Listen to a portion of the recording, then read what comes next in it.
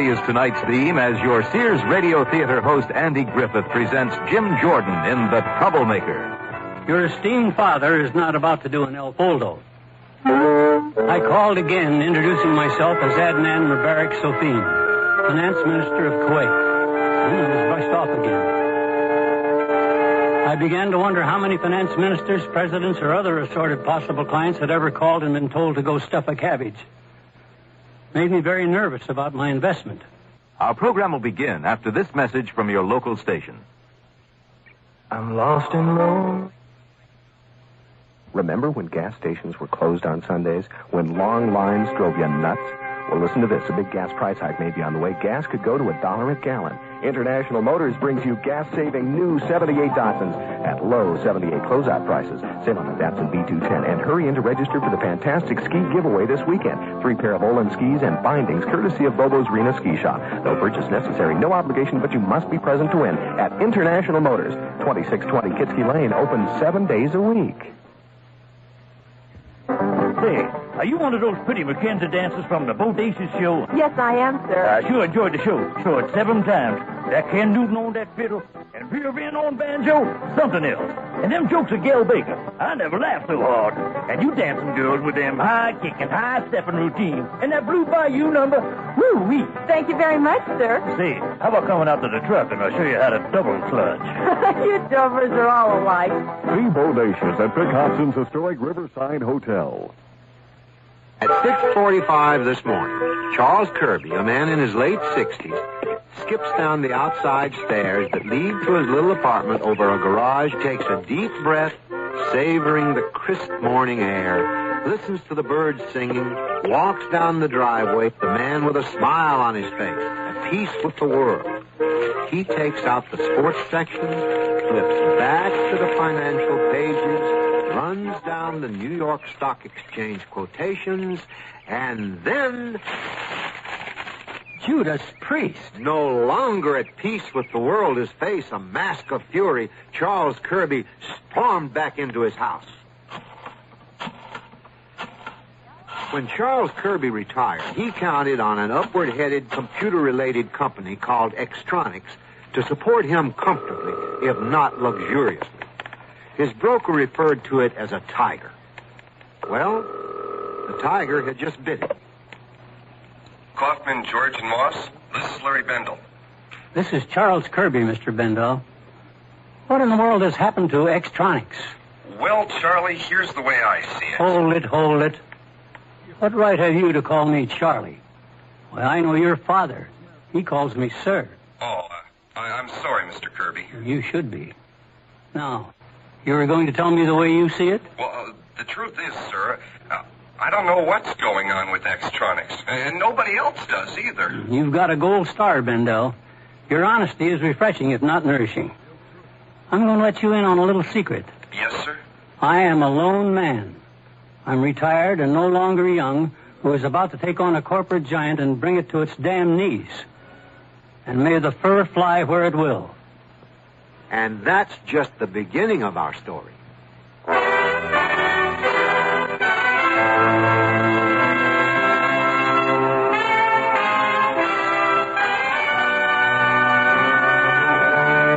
Sears Radio Theater, a new adventure in radio listening. Brought to you 5 nights a week by Sears Roebuck and Company. Sears, where America shops. Your hosts, Lorne Green. I'll bring you stories of the Old West and the New. Andy Griffith with a look at the funny side of life. Vincent Price with tales of mystery and suspense. Cicely Tyson with stories about love, hate, and related things. Richard Widmark. I'll bring you stories of pure adventure. 5 nights of exceptional entertainment every week. Brought to you in Elliott Lewis production of the Sears Radio Theater.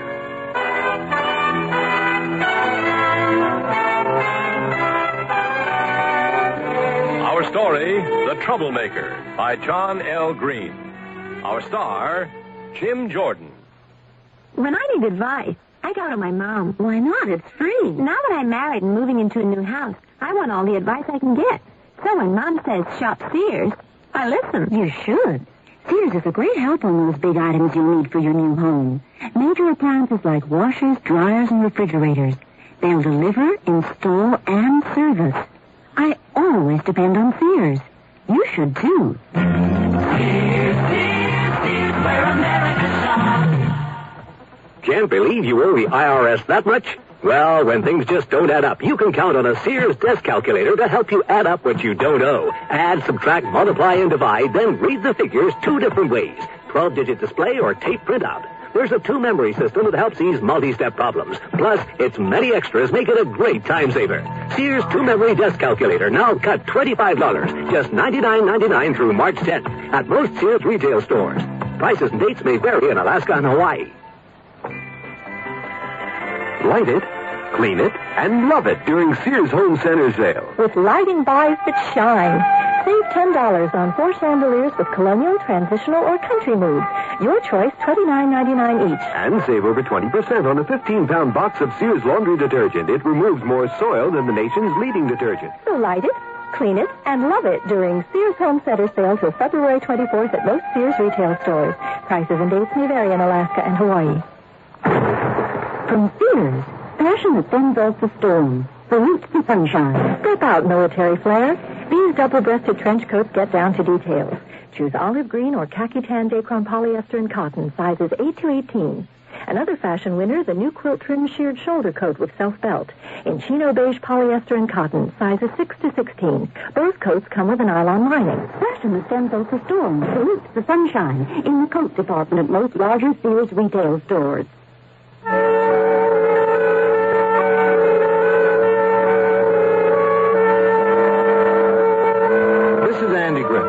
Let me ask you a question. If you were a man facing this big financial crisis, if you were in urgent need of economic advice, the sort you just don't run into any old place, where would you go? What's that? The barber shop, you say? Exactly right.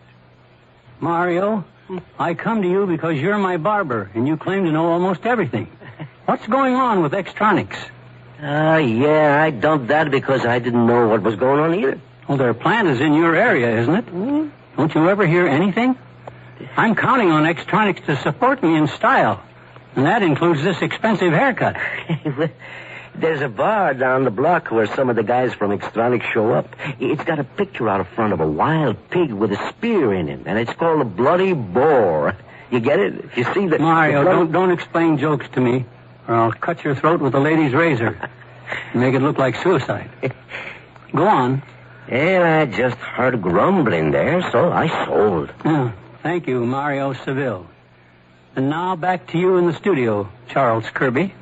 I returned home to change my costume, and just as I was about to leave for the West Valley to see what I could find out about Extronics, my darling daughter arrived in her usual fashion. Good afternoon, Daddy. Damn it, Carolyn. I've told you not to knock and bust in here immediately like an English maid with the paper and the morning tea. I might be entertaining. Oh, you're always entertaining, Daddy. Well, you know what I mean. At your age, Daddy? Carolyn, I'm still strong enough to flip you over my knee and let my right hand explain about respect for your father. Now, what was it you wanted? I just wanted to tell you I'm pregnant. Isn't that wonderful? Oh, I suppose. But that's one of the easiest things in the world for a girl to be. Daddy. Congratulations to you, and congratulations to Paul. Thanks. And remind me to congratulate you again in 9 months. Now, lock up, daughter. I'm heading for a sink of iniquity in the West Valley. Oh, Daddy, do you have to wear that noisy jacket? Thank you for your prompt reply. Well, the Bloody Boar turned out to be very cozy. Good drinks, fish and chips, darts, and fortunately for me, a medium-high-level disgruntled Extronic employee. Sure. I know what's wrong with Extronics. How'd you know I was with the company? The Extronics ID pinned to your shirt, the Extronics windbreaker, and the Extronics cap. Pretty observant, aren't you? Well, just a shot in the dark. Now about Extronics. Sorry, but I couldn't talk about the company to a stranger. I see. Miss, bring another for my friend here. No, a double bourbon and ginger. You know, somehow you don't look so strange anymore. Except for that weird jacket. I stole it off a horse at Santa Anita. Well, what is wrong with Extronics? Actually, nothing's wrong. Oh? Except we've got 3 vice president, or whatever they are, who blame each other for everything that goes wrong. And who are these geniuses? Listen, Mr. Horace Blanket. Hinkle, Evans, and France are absolutely indispensable. Necessary. We need them. Now, this Hinkle. A sweetheart, a wonderful guy. And what a sense of humor. You should see the insulting memos he sends off from Hinkle to Evans and France. Oh, does have a ring to it. He does them right after he comes back from lunch. Shows them to us, waits a couple hours, then sends them off. Hold it. Why does he wait a couple of hours? So when Evans and France come screaming in, he's on his way home. Funny. Hilarious.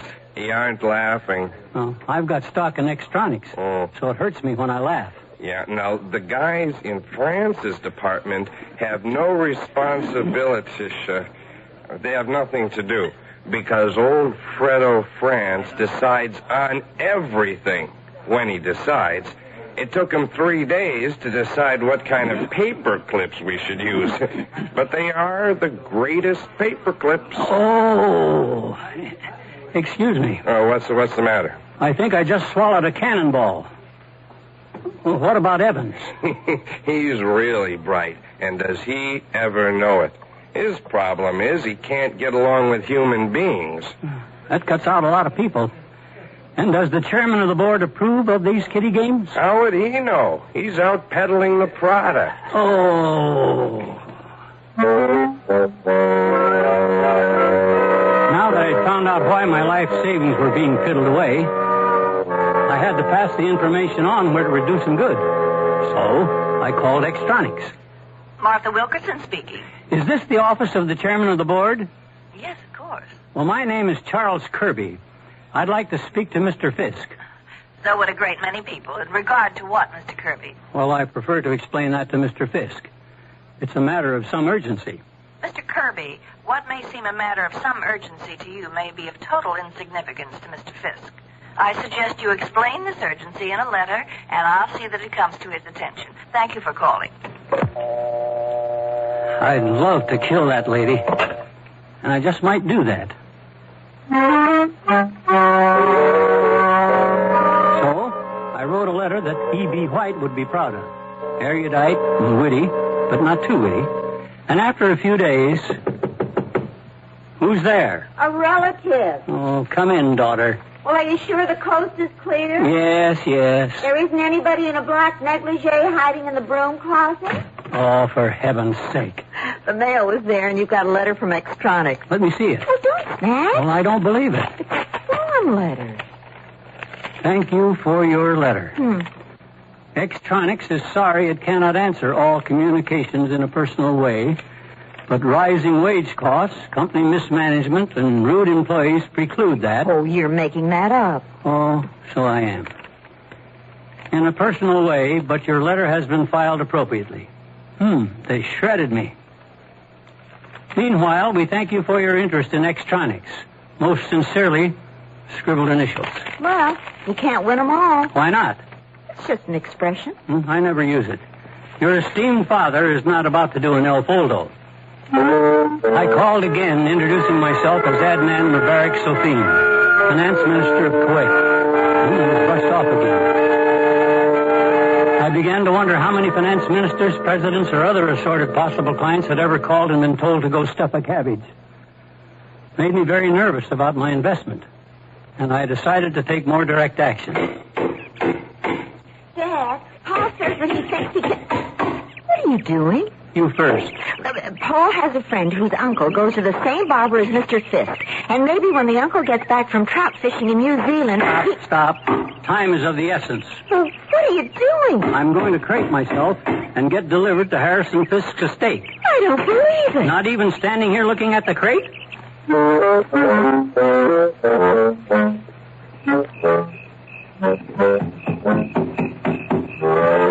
Oh, damn it, Harry. Don't shoot. Yeah, but who knows what's coming out of the crate? Could be the ultimate blob, the goo from outer space, the totipotent cell. Oh, why can't you read a sports page instead of science fiction? Oh, hold it. Okay, mister. Don't make any funny moves. Where am I? And who are you? You're in the outer drive of the Fisk home, and we're the Estate Patrol Bomb Squad. I was supposed to be taken inside the gates. Where's Harrison Fisk? When this crate showed up, he and his wife lit out for the Blackwell Hotel. Shall we re-crate you and send you back? Daddy! Oh, Daddy, they haven't arrested you, have they? No, and they're not going to. Too many papers to fill out. I think we'd better take this man in. Okay, but you fill out the papers. Sir, consider yourself a free man. Oh, come on, Daddy, I'll take you home. By way of the Blackwell Hotel. Oh, Base 1, this is Mobile 16. Alert the Blackwell Hotel that an unwelcome man will be trying to contact Mr. Fisk.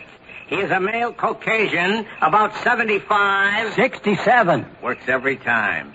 67, white hair, wearing a sport jacket you wouldn't believe. Sort of a two-button rainbow. Take me home, Carolyn. I've got to institute Operation Squeaking Wheel. And what is that going to be? Harrison Fisk is going to think God has declared Practical Joke Week exclusively on him.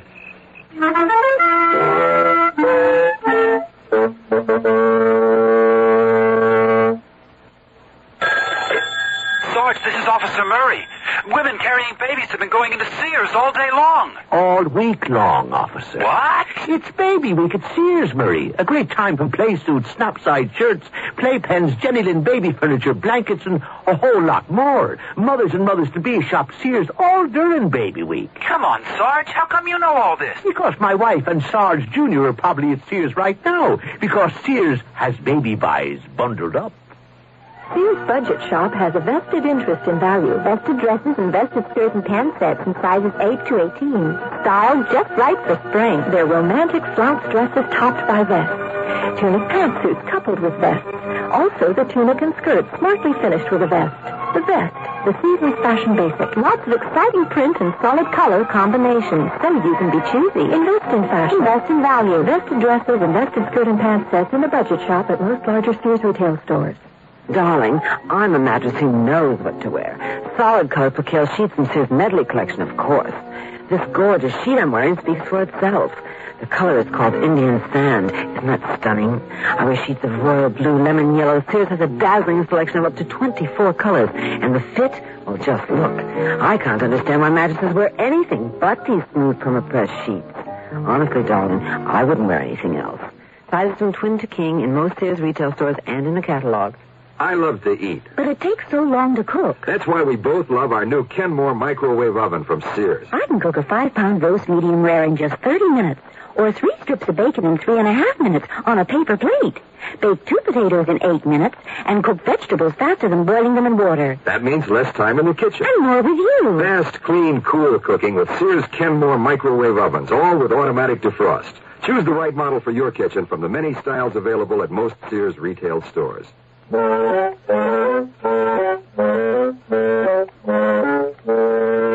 takes a large barrel full of imagination to come up with a scheme that'll make somebody listen to what you have to say. Charles Kirby is such a man, which is a good thing since our story's about him.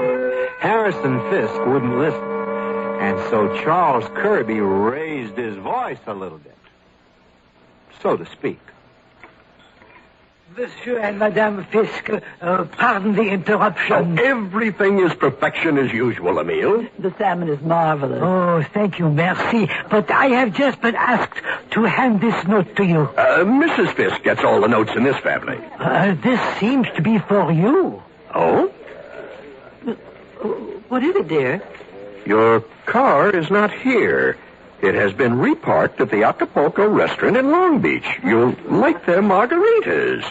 Do you know anything about this, Emile? Oh, they do have very good margaritas. No. About my car, for heaven's sakes. Well, no, sir. Well, check on it, Emile. Check on it. I'm afraid your car's not here, sir. Oh, bleep. Harrison.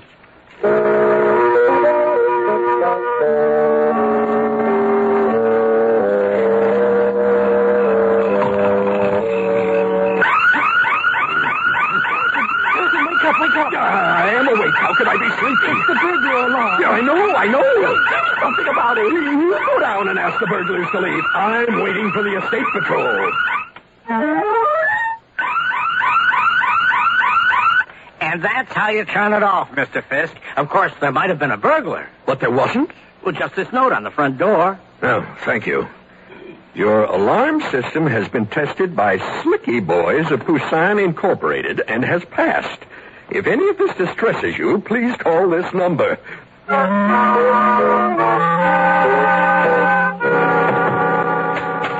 Mr. Fisk, I asked not to be disturbed. Maybe you'd like to write the quarterly report. Very well. I'll tell Mrs. Fisk you can't see her. Oh, wait a minute. What's she doing here? Trembling since you asked. She's almost hysterical. Well, bring her in. Yes, sir. Oh, my God, now what? Oh, Harrison. Hey, well, Margaret, sit down. I can't sit down. My knees are clenched. What happened? Everything, that's what's happened. Party Rents wants to deliver 100 folding chairs, an electric hospital bed, and a portable toilet. There are tree surgeons who want to give us estimates for taking down all the eucalyptus trees. And there's a man with a bulldozer who thinks we want him to knock down the front gate.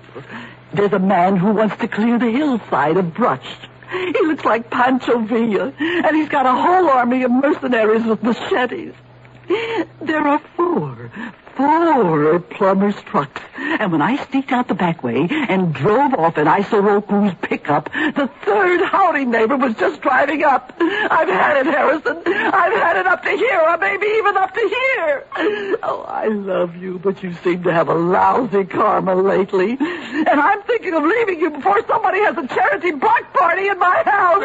All right, Margaret. I think I know what I have to do. It's all right now. It's all right, darling.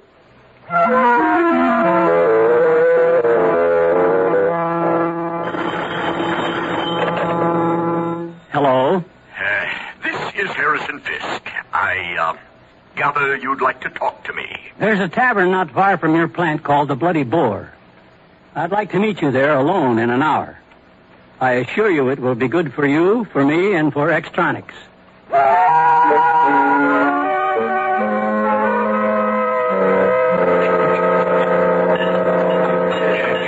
Kirby? Sit down, Mr. Fisk. Thank you. I consider the way you forced me to come here completely reprehensible. I'm sorry you forced me to be reprehensible. I realize you're a busy man, Mr. Fisk.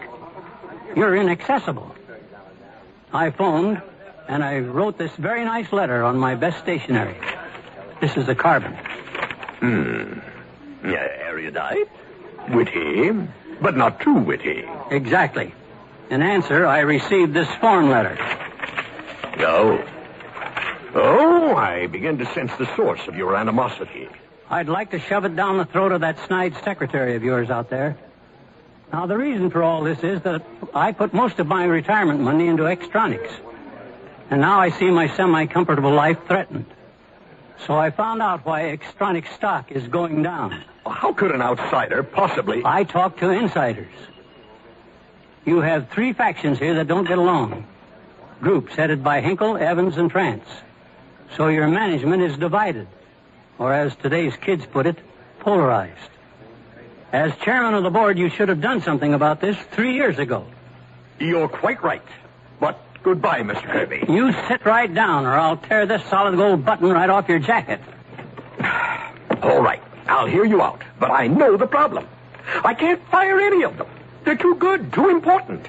And they're also prima donnas, and if I speak frankly to them, they'll quit, and one of my competitors will hire them. Of course, if I don't fire them... Right down the drain. There's no solution. There's always a solution. Let me give you an example of a difficult problem. Once upon a time, an Arab died, leaving his 17 camels to his 3 sons. Half to the oldest, the third to the middle son, and a 9th to the youngest son. 17's a prime number. It's impossible. Yes, but then a wise man rode up on his camel, and they told him their problem. The wise man thought a moment, then said, "Suppose I lend you my camel, temporarily. Now, you have 18 camels, and half of 18 is 9. So the older son took 9 camels. Next, a third of 18 is 6, and the middle son took his 6 camels. And a ninth of 18 is 2 for the youngest son. And now 9, 6, and 2 are 17. And so this remaining camel, of course, that's mine. And with that, the wise man got on his camel and rode off. Shall I run the camels by you again? No. I was just thinking. It's an unusual solution. Well, I have a solution to your problem. And it's a little unusual, too. When I'm through, Hinkles, Evans, France, and you will be one big happy family again. You'd have to be a genius. Well, I do have my bright moments. And I expect to be well paid for them.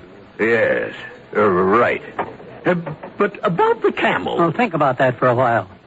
First, I suggest you hire me, and then here's what you do and what I'll do.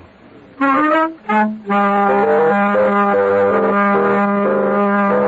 morning, Harry. Good morning.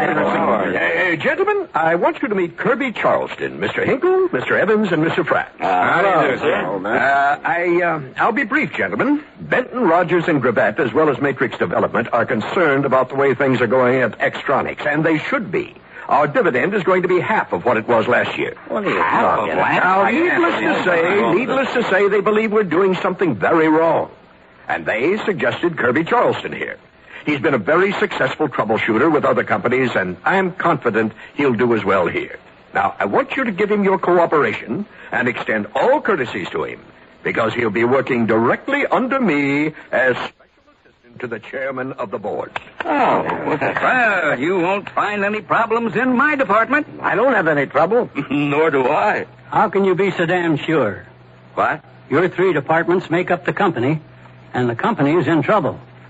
At least one of you must be grossly misinformed about his own department. And I'm going to find out who it is. I wandered around Extronics for 3 days, asking questions, taking secretaries out to lunch. Very pleasant it was, too. Asking questions and filing the answers away. The 4th day, I visited Hinkle, just after his 3-martini lunch. Good afternoon, Mr. Hinkle. Hello. How was your lunch? Oh, delicious. Very tasty. What'd you have? What? To eat. Oh, what did I have to eat? Let's see. I had, You had veal kidney. Now, do you answer your mail now? Sure. I'll do it now. Never put off till today what you don't have time to do tomorrow. That's one of Fredo Francis's problems. Can't make decisions. Come to think about it, I ought to write him a memo about that. Yeah. I had veal kidney. How do you know? The shadow knows. Oh, he do.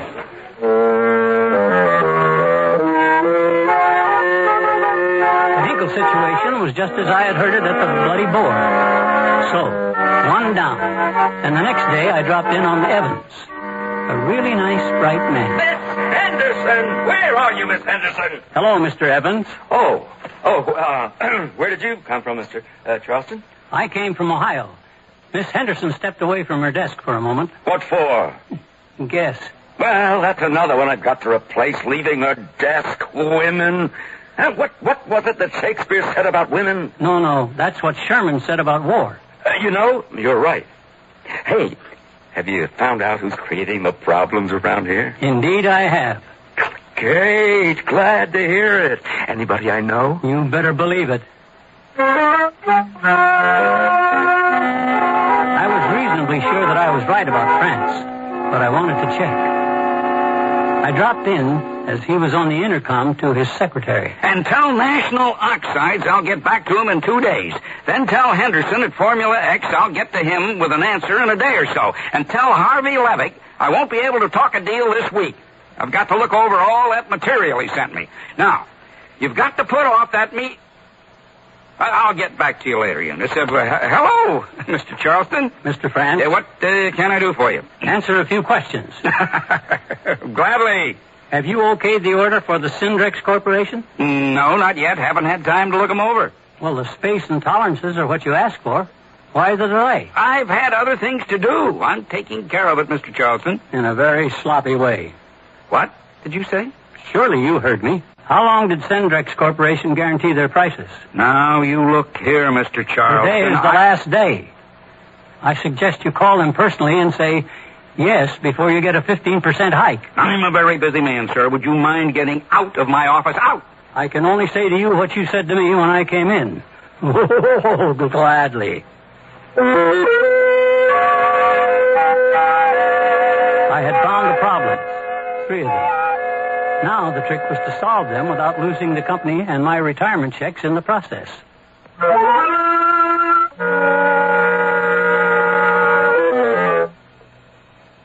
Sears Radio Theater will return after this message from your local station.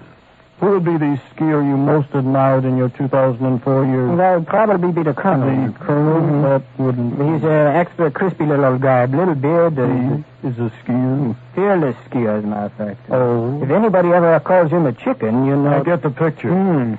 As a matter of fact, in the off-season, he used to ski down a big mountain of mashed potatoes. But, you know, Bobo Sheehan from Reno Ski Shop is a good friend of his. As a matter of fact, he convinced his wife, Leslie, to marry him. Oh? Yes, the Colonel was hobbling around Bobo's store with a broken wing. His leg, yeah. It might have been his wishbone. What about Leslie? Well, the Colonel heard this muffled voice in this rack of skier and Levi clothing. And Leslie. Bobo. He had bought so much great merchandise that he was about to suffocate himself. And she saved him? Took a pair of Olin skis and popped him out like a shoe on a promise that he'd marry her. Heartwarming. When did that happen? That was last Thursday. Kids were thrilled about it. Shop Bobo's Reno Ski Shop, 1200 South Wells Avenue. I gained 20 pounds in 2 months. Chocolate and peanut butter. Yeah, I never lost that weight either. With me, it was different. I was climbing the walls, yelling at the kids. I just couldn't live with myself. Neither could Dan, could he? No, not really. He said having a wife that smoked was better than being terrorized day and night. Better a friendly dragon than a nasty dragon, huh? Right. So anyway, I'm back to a pack and a half a day, addicted just like I was. Let's hold it right there. The American Heart Association wants you to know that smoking cigarettes becomes a habit, not an addiction. Habits can be broken. Smoking is a matter of choice, not destiny. We can help you quit. You don't have to gain weight or climb the walls. Contact your American Heart Association for a free booklet that explains how to break your cigarette habit step by step. The American Heart Association wants you to know we're fighting for your life.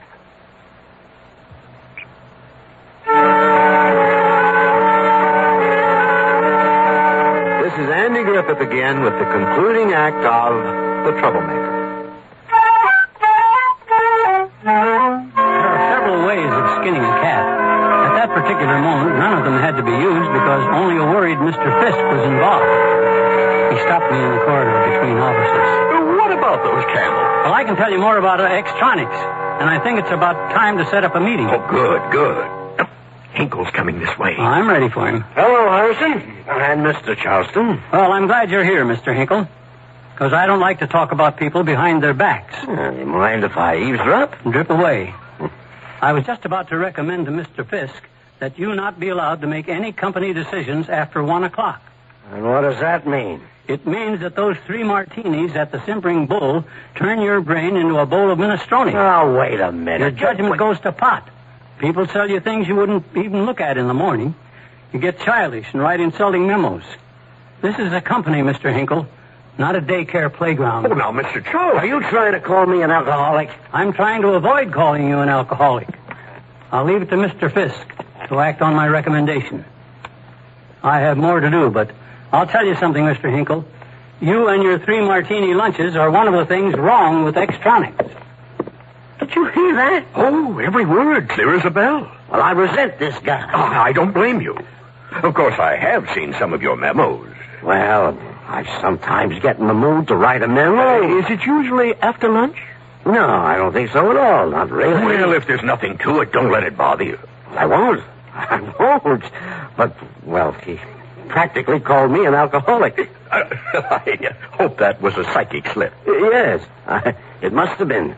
I haven't had lunch yet. I mean, I haven't.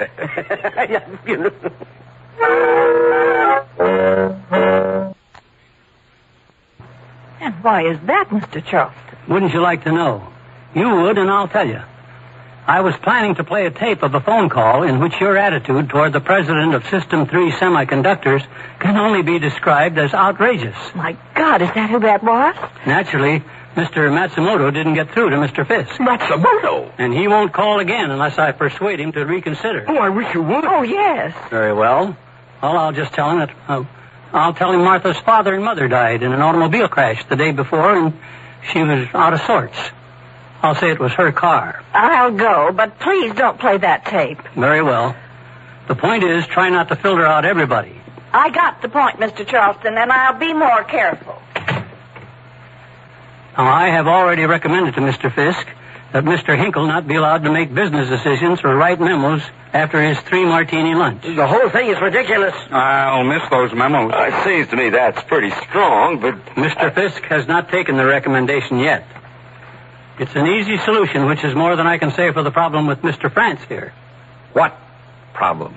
Mr. France, you've got to do something about that enormous ego of yours. Ego? I? Mr. Charleston, I am the humblest of men. Yes, I know. You're the tops in humility. And considering yourself humble is just another form of arrogance. I consider that pretty insulting. Well, since we're paying for it, I think we ought to hear him out. Well, what's that got to do with my department in electronics? I'll get immediately to the point. You and your ego think you're the only ones who can pass on everything. You may be the best to decide, but anybody can order special paper clips. And meanwhile, your desk becomes a hiatal hernia obstructing the passage of vital paperwork, information, and decisions. Maybe you don't realize that he often works all night for electronics. I know. Doing things he should delegate to other people. And then he's tired all the next day. But it's interesting you should come to his defense, Mr. Evans. Why not? I don't like the way you're handling this whole thing. You're going to like it less. I'm surprised you back up, Mr. France, when you're the most inconsiderate of the people who work for you.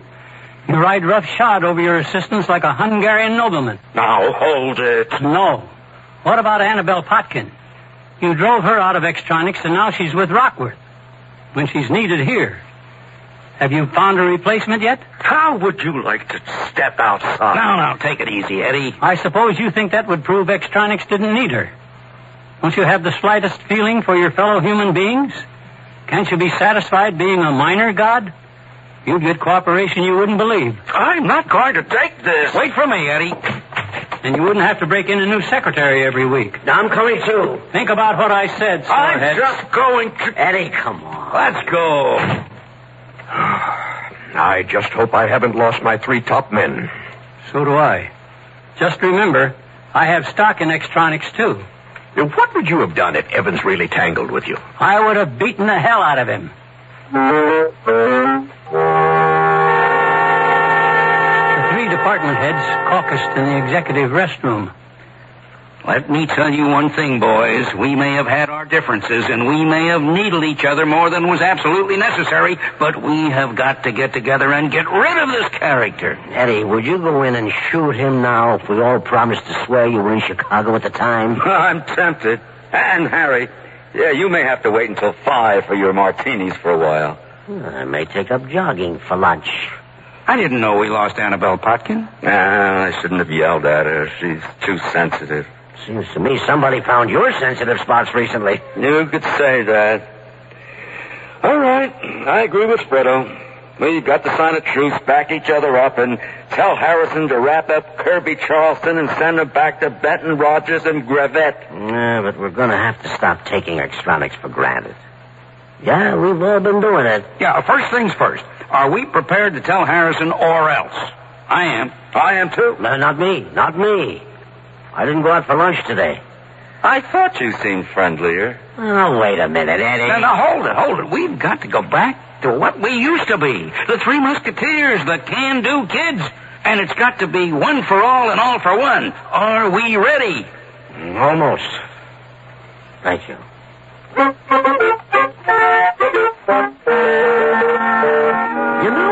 About those camels. Now, the old Arab. I've been wondering how... Oh, here they come, Charles. You were right. Go ahead. Say anything. And furthermore, these are the men who made Extronics what it is. Oh, gentlemen, I'm glad you're here. I was just about to tell Mr. Charleston that we were the team that made Extronics, and we aren't breaking it up on the basis of a fast psychological fix from some corporation medicine man. Now, wait a minute, Mr. Fisk. You agree? Believe me, Harrison, he's not a troubleshooter. He's a troublemaker. Oh, you can say that again. But everything I said was right. Hinkle was screwing up with his martini lunch. France wouldn't let anything get done in his department without his initials. And Evans was alienating everybody in his radiation fallout zone. Douglas MacArthur was a pussycat in comparison. That's enough, Charleston. But wait, it's all true. These men don't realize how they've been kicking Extronics down the tube by fighting among themselves. I don't want to hear it, Mr. Charleston. But you've got to hear it. No, I don't. Mr. Charleston, you may be very perceptive, you may be very bright, and you may even be very right. I'll have to check with my 3 right-hand men about that, because they've always been honest with me. But as far as I'm concerned... No, I'm not through yet. My work isn't done here. Oh, that may be so, but all I can say is out! I see. Well, I can't imagine how you're going to survive. Goodbye. Hey, all right. How about that? That's one cheer for the chairman. Hip, hip, hooray! Fellas, I'm sorry I hired him, but everything was going down. I didn't know what to do, but I had to do something. Maybe there's something to be learned here. I just wouldn't have the slightest idea.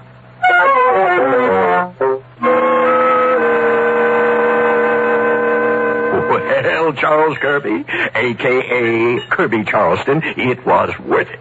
Retrieving my car from Long Beach and suffering with the burglar alarms and all the rest of it. I think you've got my management team straight now. Well, the idea was get them all to hate me instead of each other and then get them united in their hate. And you fire me. Well, they're happy, you're happy, and I'm happy. Oh, what could I say? You said the things to them that nobody could say without upsetting the relationships. Oh, boy, were you frank. I had to be. But they're going to remember. You burned a lot of your criticism right on their... minds? Well, yes. That was quite a number you did on Martha Wilkerson. She had it coming. I guess so. I presume you were Mr. Matsumoto? Oh, yes, calling long distance from Honolulu. Now, about those camels... Well, a half, a third, and the 9th don't equal 1. So the Arab didn't give them all away. Oh. I like to think that I'm the floating camel that solved your problem. I have a check here for you, Charles. Thank you. I don't mind saying that while the squabbling was going on, I sold Extronics short and picked up a small bundle. But now... Yes? I am happy to say I'm bullish on Extronics.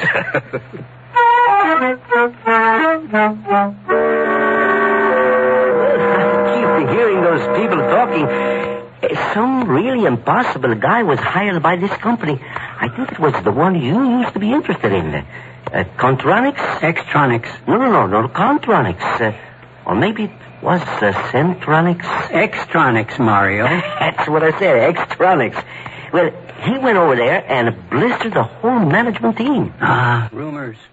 They said he was an older guy in his 50s. Oh, so they said that, eh? You know? Well, I don't know how to put this, but let me tell you something, Charlie. Mr. Kirby, damn it.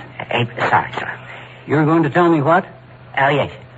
Mr. Kirby, I was just going to say that you ought to do something with your time. I'll think about it, Mario.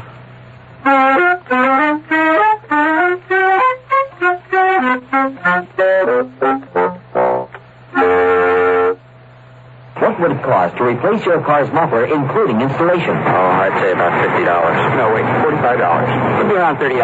Just about $40. The aluminized Sears muffler is only $19.99. That's half of what I guessed. It's hard to believe. On a Cadillac? That's a terrific price with installation included. Should have known it. Sears. The muzzler, just $19.99 installed. Clamps if needed, 99 cents each extra. Sizes to fit most American-made cars. Prices may vary in Alaska and Hawaii at most Sears Tire and Auto Centers. The suit to own, if you could own only one, is on sale at Sears. The $119 four-piece vested is now $89, a $30 savings. The suit, contrasting slacks, and reversible vest make 6 different outfits. The four-piece vested suit, it should be the suit you own. On sale for $89 until February 24th in larger Sears men's stores. Style, sense, satisfaction. Sears men's store. Prices and dates may vary in Alaska and Hawaii. Generations ago, families dined by the warmth of the open hearth. Today, Sears rekindles this spirit with its open hearth dining room furniture. Faithfully rendered early American designs and careful workmanship give it an heirloom quality. The satin glow and warm highlighting of Sears open hearth take 26 steps to achieve. There's no shorter method to bring out the beauty of the wood. And like all good furniture, open hearth is made to last for a long time with sturdy tongue and groove and mortise and tenon construction. Choose from 16 different pieces of open hearth at most Sears retail stores. I sell draperies at Sears. Yesterday, a lady came in and said that she'd been in and out of about every store in town looking for draperies and at this point didn't know what she wanted anymore. I asked questions about her tastes and decor and then made suggestions. She was thrilled. She found what she wanted and learned a little, too. It made me feel good to know that I helped her out. Sears people are friendly people who help you find what you want. Sears, where America shops.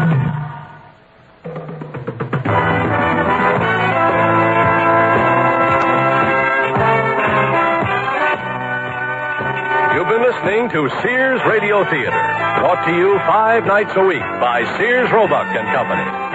Sears, where America shops. The Troublemaker was written by John L. Green, produced and directed by Elliott Lewis. Your host was Andy Griffith. Our star was Jim Jordan. Also heard were Michael Gelman, Shirley Mitchell, Mary Jane Croft, Ralph Sedan, Elvia Allman, Frank Nelson, Sidney Miller, Herb Rudley, Herb Vigran, and Jerry Hausner. The music for Sears Radio Theater was composed and conducted by Nelson Riddle. Art Gilmore speaking. The Elliott Lewis production of Sears Radio Theater is a presentation of CBI.